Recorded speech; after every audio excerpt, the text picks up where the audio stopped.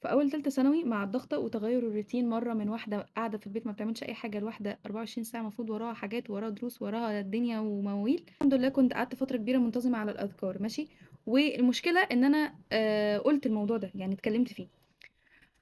اللي حصل إن أنا أول ما دخلت وأول ما انشغلت في الدروس والكلام ده،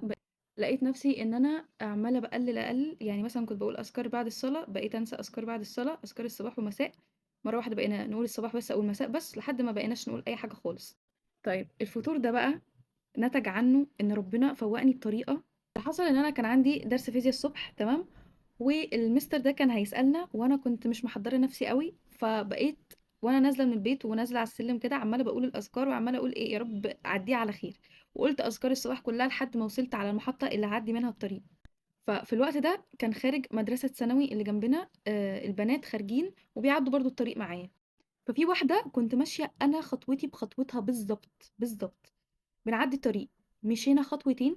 هي قام جه تروسيكل شاطها نزلت دمها ساح قدّامي، على طول نزلت اتفشفشت، وأنا خطوتي بخطوتها، يعني هي خدت بس خطوة قدّام أنا كنت لسه هاخدها، هي اللي اتشاطت، هي اللي راحت. رُحت الدرس كل اللي أنا بافكّر فيه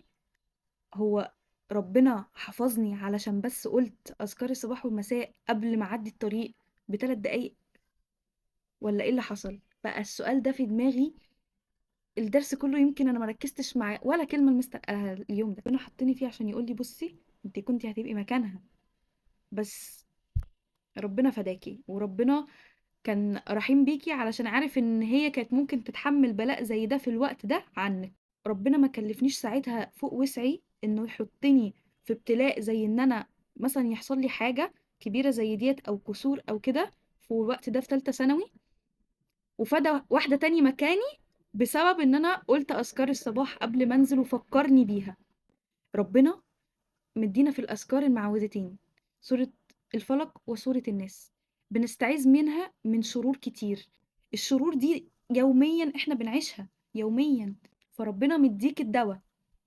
قال لك الأذكار ديّة الدوا بتاعك، خُد حصّن نفسك يوميًا،